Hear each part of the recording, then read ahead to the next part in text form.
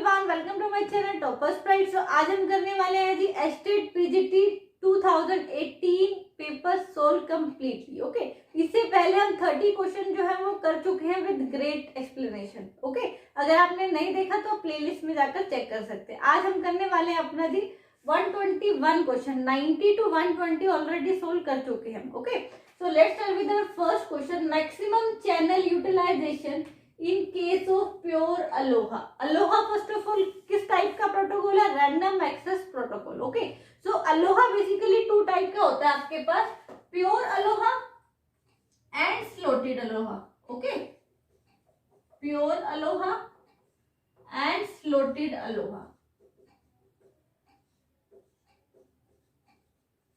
Pure ALOHA में क्या होता है कि आपका जो स्टेशन है वो ट्रांसमिट करता रहेगा पैकेट जब भी चाहे, एट एनी टाइम। लेकिन जो स्लॉटेड अलोहा में होता है टाइम इंटरवल होगा, उस टाइम इंटरवल के स्टार्ट में ही जो स्टेशंस है वो ट्रांसमिट करेंगे अपना डेटा। प्योर अलोहा में कोलिजन होगा more, okay, as compare to slotted Aloha.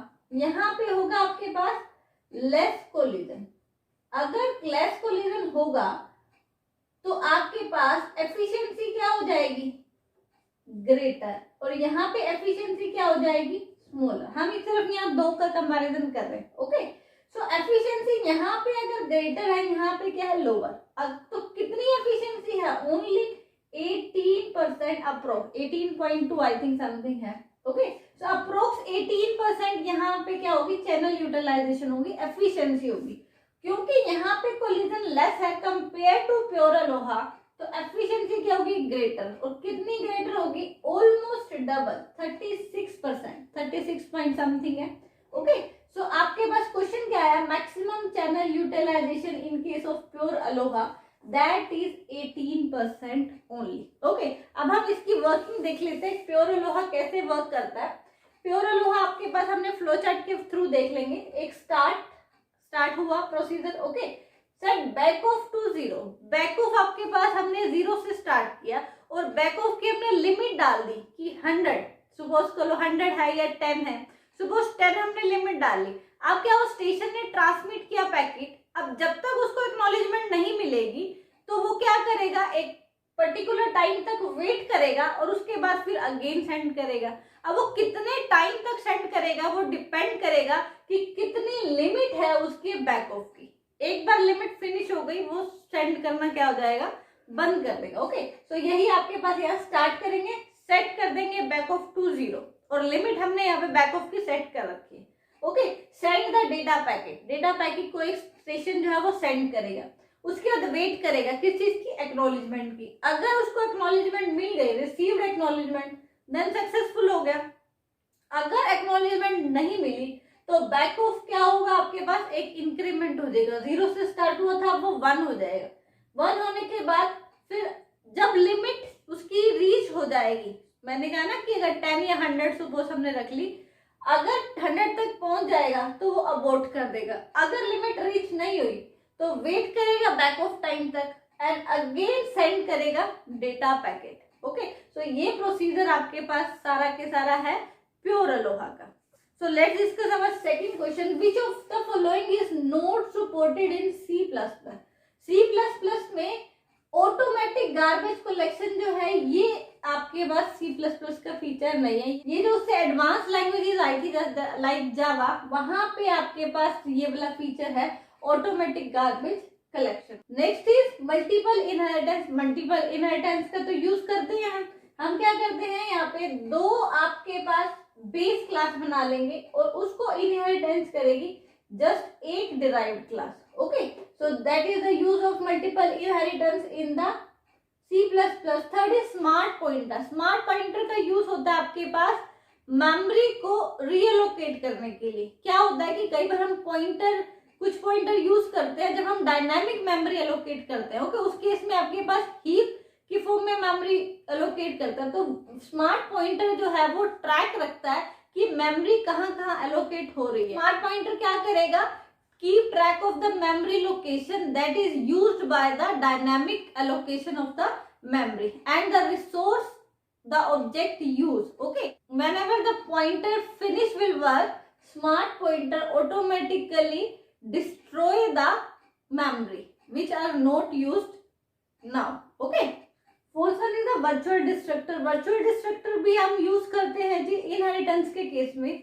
So next question is which of the following operation required to to table as input at least one common column. ये तो कौन से फंक्शन में आपके पास वन कॉमन कॉलम आपको नीड होती है. First is select. सिलेक्ट में हम क्या करते हैं, एक रो को उठाते हैं. Select star from table employ where employee salary is greater than 100 या greater than 1000. ओके, तो यहाँ पे तो हम रो उठाते हैं. ज्वाइन में आपके पास एक कॉलम कॉमन होनी चाहिए, तभी हम दो टेबल को ज्वाइन कर पाएंगे, अदरवाइज हम ज्वाइन नहीं कर पाएंगे. सो join is the correct answer. Projection के केस में आपको पूरी टेबल में से सपोज 2 कॉलम चाहिए, आप प्रोजेक्ट कर लोगे. ओके, तो वहां पे कोई आपके पास कॉमन की जरूरत नहीं है. एंड कार्टेशियन प्रोडक्ट में भी आपके पास किसी भी कॉमन कॉलम की जरूरत नहीं है अगर आप दो टेबल का कार्टेशियन प्रोडक्ट कर रहे हो. So join is the correct answer.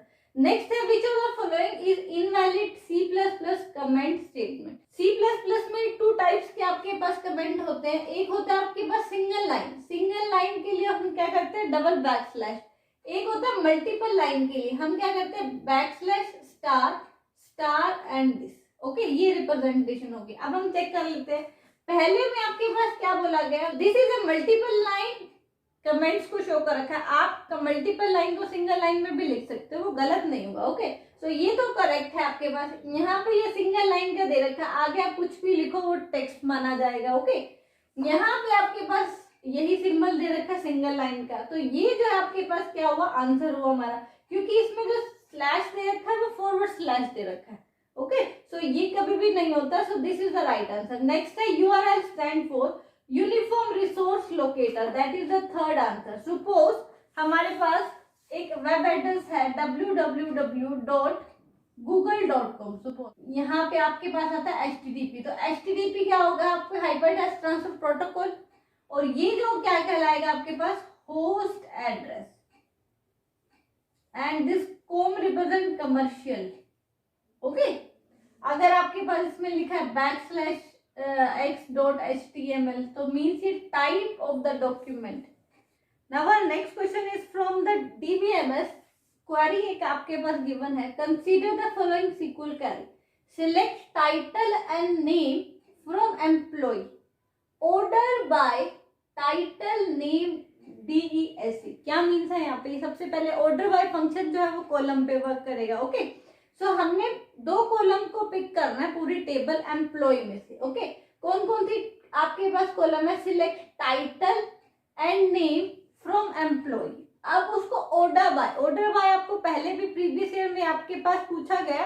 तो ऑर्डर बाय सिर्फ 2 ही केस में करेगा, आइदर असेंडिंग ऑर्डर में या फिर डिसेंडिंग ऑर्डर में. ओके, और बाय डिफॉल्ट वो करेगा असेंडिंग ऑर्डर में. Okay, so order by title. लेकिन यहाँ पे हमें मेंशन नहीं है कि असेंडिंग करना है या डिसेंडिंग करना है, लेकिन नेम के आगे आपके पास क्या है, मेंशन है कि डिसेंडिंग ऑर्डर में करना है. ओके, सो अब क्या है, in output of above query different title are listed in, मैंने बताया कि बाय डिफॉल्ट क्या होंगे, असेंडिंग ऑर्डर में.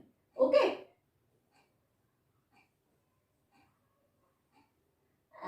And name of the employee having same title are listed in descending order.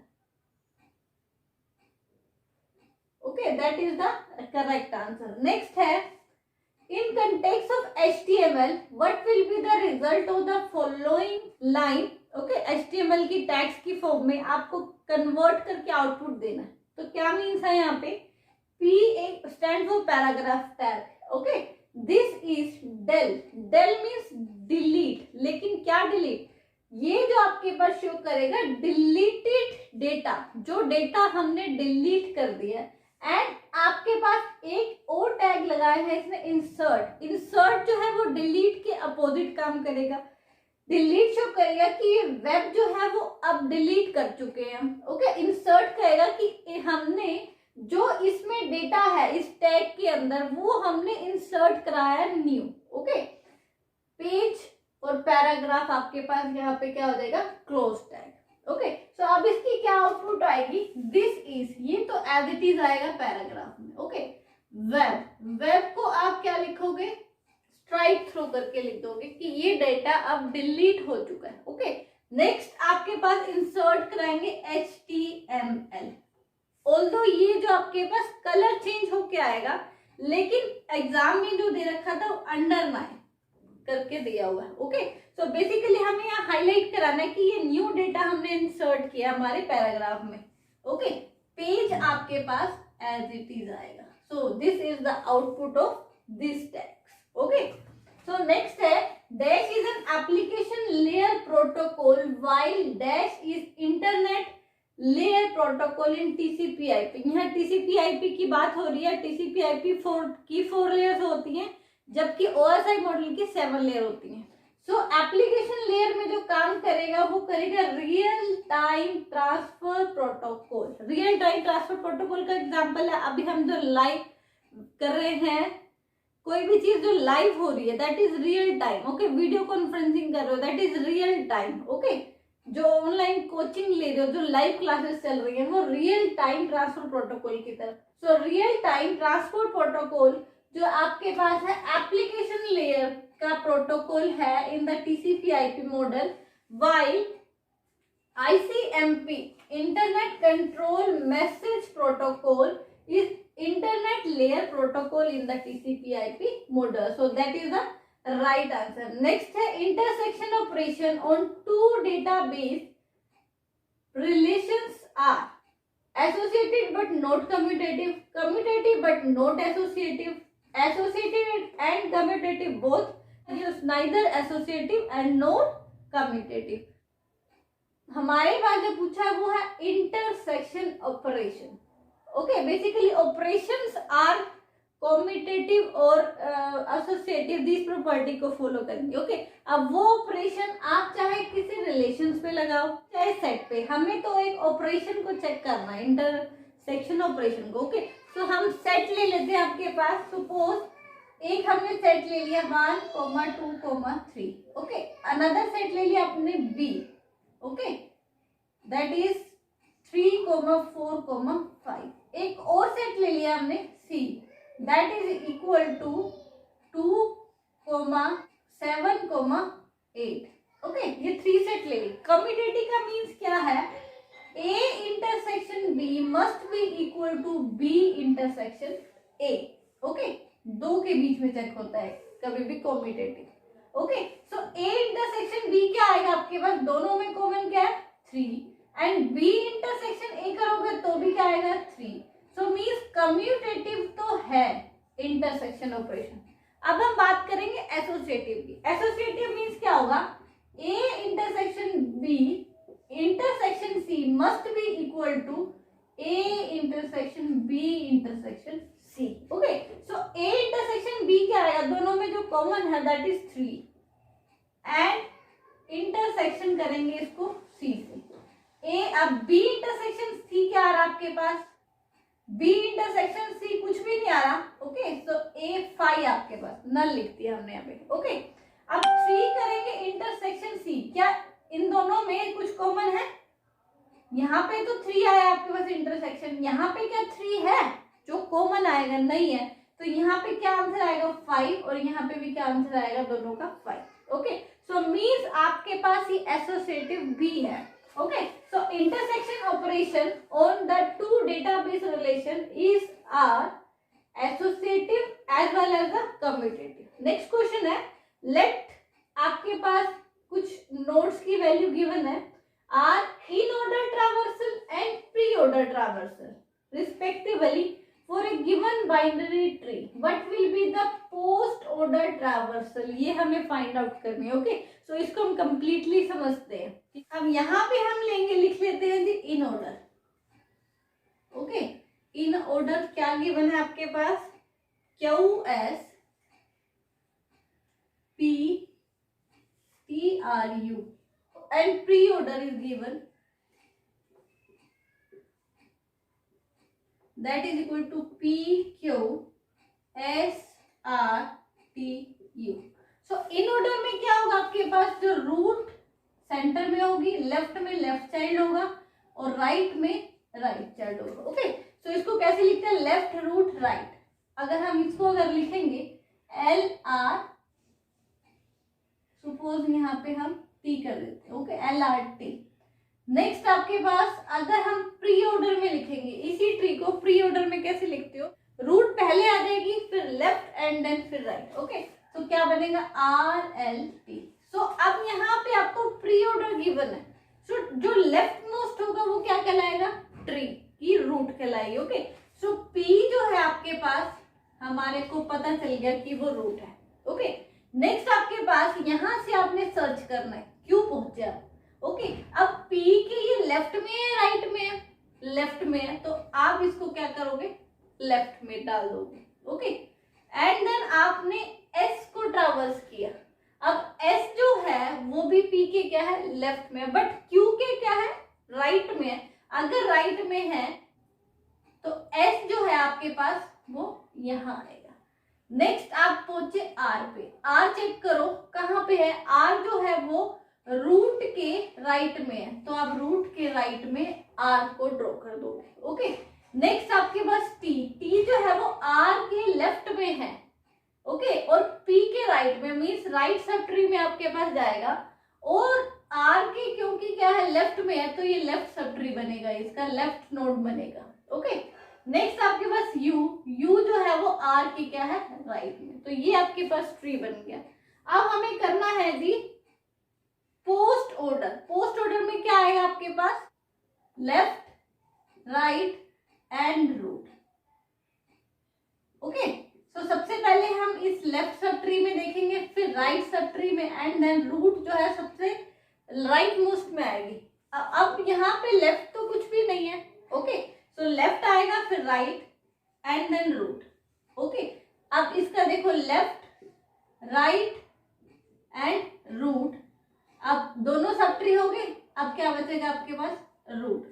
तो ये जो आपके पास आ रही है वो किस में आ रही है, S Q T U R P, that is the correct answer here. Now our next question is from Polish notation, जिसको हम डिस्कस कर चुके अपने डेटा स्ट्रक्चर के लेक्चर में। अगर आपने नहीं देखा तो जाके कंप्लीट देख सकते हो। Postfix notation are done using stack, तो it is a stack application. So let the postfix expression 3 2 plus 7 star 6 5 plus 4 star and minus is being evaluated using stack. What will be the value on top and bottom of stack respectively just before second plus operator is evaluated? Means आपको सिर्फ यहाँ तक evaluate करना, पूरा नहीं करना, उसने पूरा नहीं पूछा। ओके, तो किस तरीके से हम एवल्यूट करते हैं स्टैक, अगर जो भी ऑपरेंड आएगा आप स्टैक में डाल दो। जैसे ऑपरेटर आएगा आपने टू ऑपरेंड को पॉप कराना स्टैक से और उसको ऑपरेशन परफॉर्म कराना है। जो भी आपके पास, सपोज ये आपके पास ए ऑपरेंड है, ये बी है, तो आपके पास थर्ड जो है आपके पास स्टार ऑपरेटर आ गया, तो ऑपरेटर आते ही आप बी को और ए को एवल्यूट करोगे। कैसे, ए पहले यहाँ आएगा देन बी। ओके, तो second operator first operand. Okay, so हम करते हैं इसको। सबसे पहले आपके पास जो आया है वो आया है 3, ओके, एंड देन 2। अब आया आपके पास प्लस, प्लस आया तो आप निकालोगे 3 + 2, कितना हो गया 5। अब 5 को अगेन आप स्टैक में डाल दोगे जो भी रिजल्ट आएगा। ओके, फिर आया आपके पास 7, अब जो थर्ड आ रहा है ऑपरेटर आ रहा, तो 5 × 7 दैट इज इक्वल टू 35। आप क्या करोगे, 35 को अगेन पुश करा दोगे स्टैक में। ओके, सो अब हमारे पास यहाँ तक हो गया। नेक्स्ट आपके पास आया 6 एंड देन 5। अब ऑपरेटर यहाँ तक हमने चलना था प्लस। ओके, प्लस से पहले पूछा उसने। ओके, क्या पूछा उसने, बिफोर सेकंड प्लस, मीन्स आपको यहीं पे रुक जाना है। अब जो है टॉप में क्या है आपके पास 5 और बॉटम में क्या है 35, तो यही आंसर होगा इसका 5 एंड 35। सपोज आपको इसको कंप्लीट एवल्यूट करना होता तो कैसे करते, अब प्लस आ गया, प्लस आया तो आप क्या करते थे 6 + 5 क्या आ गया 11 को आप अगेन स्टैक में डाल दिए। अब आपके पास आया 4 आया, 4 को आपने स्टैक में डाल दिया। अब आया स्टार आया, तो आप क्या करोगे 11 स्टार 4 44 को आप अगेन डाल दोगे स्टैक टॉप में। नेक्स्ट है आपके पास माइनस, तो क्या करोगे 35 माइनस 44, सो आंसर जो आएगा इसका -9। अगर इसको पूरा एवैल्यूट करते तो -9 आंसर आता है। नेक्स्ट देखिए कंसीडर अ रिलेशन दे रखी है आपके पास ABC, which of the following statement is not true according to inference rule for functional dependency। Okay, functional dependency में कुछ इन्फरेंस रूल है, वो हम देख लेते हैं। अगर A पॉइंट करेगा B को और B आपके पास पॉइंट कर रहा है C को, तो A B C को करेगा, दैट इज ट्रांजिटिव डिपेंडेंसी बोलते हैं इसको। Okay, transitive dependency. नेक्स्ट आपके पास ए बी अगर सी को के ऊपर डिपेंडेंट है तो ए बी के होगा, बट ए बी कैसे हो सकता है? ओके, सो हम क्या कर सकते हैं, जो राइट वाले हैं उनको कंबाइन कर सकते हैं। ओके, लेकिन हम जो लेफ्ट में जो भी है उसको आप क्या डिकम्पोज नहीं कर पाओगे। ओके, सो यही हमारे पास क्या होगा, राइट आंसर होगा। ओके, नॉट ट्रू, ये ट्रू नहीं है। नेक्स्ट आप देख लेते हैं, ए अगर फंक्शन डिपेंडेंट है बी पे और ए फंक्शन डिपेंडेंट है सी पे, आप मैंने बताया राइट साइड में जो उनको आप कंबाइन कर सकते हो, तो ए फंक्शन डिपेंडेंट होगा बी एंड सी पे। नेक्स्ट है ए अगर फंक्शन डिपेंडेंट है बी पे, तो आपने क्या करा, दोनों के साथ अगर सी से मल्टीप्लाई कर दिया तो कोई फर्क पड़ेगा नहीं पड़ेगा, तो A C is also function dependent on B C. Next है आपके पास in HTML version 5 the declaration tag is used by the web browser to understand the version of HTML। जैसे हमने HTML की जो प्लेलिस्ट है उसमें फर्स्ट आपके पास लेक्चर में ही एक हमने छोटा सा प्रोग्राम बनाया, उसमें फर्स्ट स्टेटमेंट ही यही है आपके पास दिस। सो ये जो आपके पास रिप्रेजेंट करती है डॉक्यूमेंट टाइप, कौन सा डॉक्यूमेंट टाइप है, HTML वर्जन 5 का। Okay, so this is the correct answer, not hash dollar नहीं, आप एक्सक्लेमेशन साइन लगाते हो। नेक्स्ट है आपके पास इन C++ which of the following operator can not be overloaded। Okay, आप कौन कौन से ऑपरेटर को ओवरलोड नहीं कर पाओगे, एक है स्कोप रेजोल्यूशन, एक है member to pointer, dot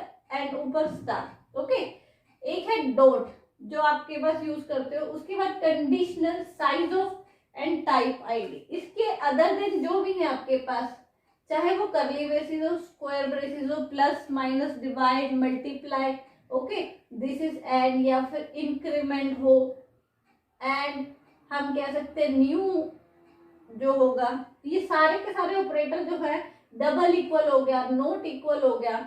okay, ये सारे के सारे ऑपरेटर को ओवरलोड कर सकते हो, लेकिन ये आपके पास जो 5 और 6 है इनको आप नहीं कर पाओगे। Okay, so dot operator is the correct answer. आप पावर को भी कर सकते हो, ओवरलोड डबल इक्वल भी हो सकता है, और एक्सक्लेमेशन नोट को रिप्रेजेंट करता है ना, वो भी हो सकता है, बट डॉट ऑपरेटर को आप नहीं कर पाओगे ओवरलोड। नेक्स्ट है in context of C++ the process of individually copying each member of an object to the corresponding member of another object of same class, that is known as shallow copying. Okay, SHALLOW shallow copying कहलाएगी। Okay, सो आज हमने 15 question जो है complete discuss कर लिए with detail explanation. ये paper बहुत अच्छा लग रहा है मुझे, क्योंकि मिक्स टाइप के क्वेश्चंस आए हुए, न्यूमेरिकल्स भी आए हैं, सोल्व करने वाले भी आए, डायरेक्ट वाले भी आए। ओके, सो आपको कैसा लगा ये कमेंट बॉक्स में बताइएगा। अगर आपको ये कंप्लीट समझ आ गया हो, hit the like button, subscribe my channel and please share this video more and more. Thank you.